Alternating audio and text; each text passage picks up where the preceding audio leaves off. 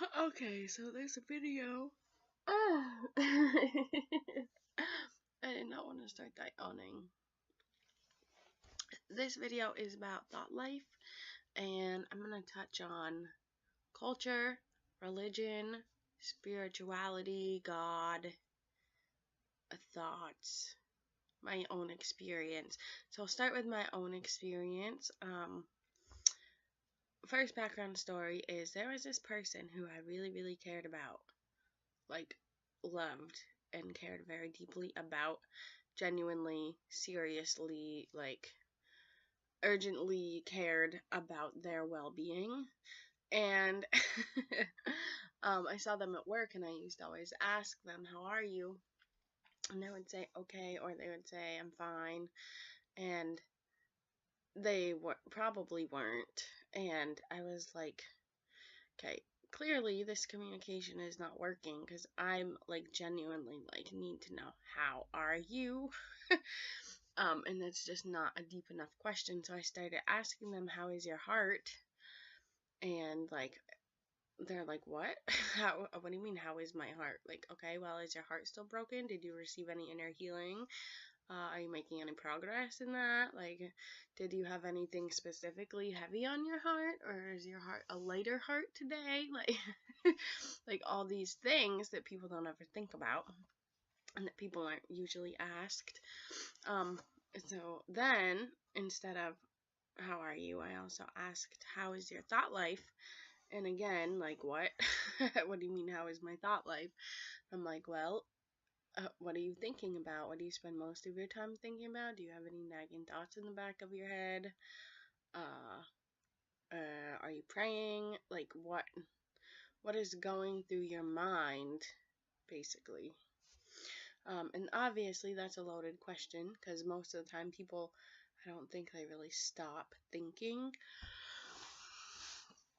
But it's also a very telling question about how someone is actually doing. And so that's why I actually don't like the question, how are you? Because, like, what are you asking? Like, at this point, it's a formal courtesy. Like, you see someone you haven't seen for years at a funeral, and you say, how are you? And you're like, okay, we're both at a funeral, right? People go to funeral when someone has died, usually who they care about. So, I mean, what? Are you really doing that great? Like, is your life great, even though you're at this funeral? Like, things about our culture doesn't make sense to me, really. Anyway, so my personal experience with that life is because I read the book Bondage Breaker, and they have two of them.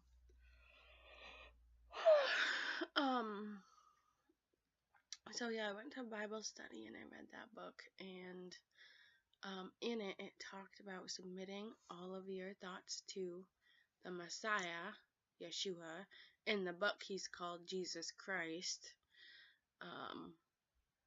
but his name is probably Yeshua, because, you know, they don't have a J in Aramaic or in Hebrew, so can't call someone Jesus when that wasn't in their culture, and they had no J sound. Actually, they might have had a J sound, but not a J. I don't think they did. I'm pretty sure they didn't. Anyway. Anyway, so I went to this Bible study. I read this book. It said submit every thought before Christ, and I was like, I'm gonna do that, because it was life changing. Like, the book had so much good information, like pretty much spelled out steps exactly of what you should do to have a closer relationship with the Messiah and his Father in heaven. And I was like, I'm gonna do this. Like, it is lit. And so I did it. I submitted my thoughts before Christ. And the first thing that happened was I had to be aware of my own thoughts. I feel like most of the people around us are not aware of their own thoughts. So when you ask a question, how is your thought life? People are like, huh? Like, because they don't even know. They're not thinking about it. And why would they, unless they, submit every thought before Christ, or had some experience where they needed to recognize what's in their own mind. But yeah, so I did that, and it was hard and also amazing. Probably one of the hardest things I ever did. And I stopped doing it, which is actually horrible, and probably why my life sucks. That's a whole nother 100 million videos. um. Anyway, so yeah, I submitted all my thoughts before my Messiah and my Father in heaven. And the word of God is sharper than any two-edged sword, and it will cut through bone and marrow. So that happens when you submit all of your thoughts. That God will say, like, this one's good, this one's not good. And if He takes something out of you, He'll put something good inside of you. And so I was doing that. And as I started doing that, I continued doing that like 24 hours a day, minus sleeping. But pretty much all of my, all of my like waking hours, that's what I was doing. I was praying, praising God, worshiping, praying for people. I do have a gift of intercessory prayer, so that's part of my calling of life. And I should do a lot more of that. Yeah, so it brought me to this like amazing place in my life, very close with God. Much better at hearing His voice. Like at this point, I'm just like, God, can you speak to me? And I'm like sinning, and then not hearing anything. And then I'm like, oh, I really am feeling very strongly like I should fast. And then I just keep not doing it. Like, it's horrible. So yeah, my life is just right now shrouded in sin. But doing this process of submitting every thought before Yahuwah, that brought me to this place of like happiness, the most happiest I've ever been in my whole entire life. And I wish I had that back.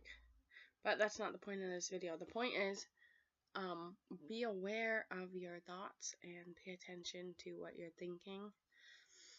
And, you know, if someone says, how is your thought life?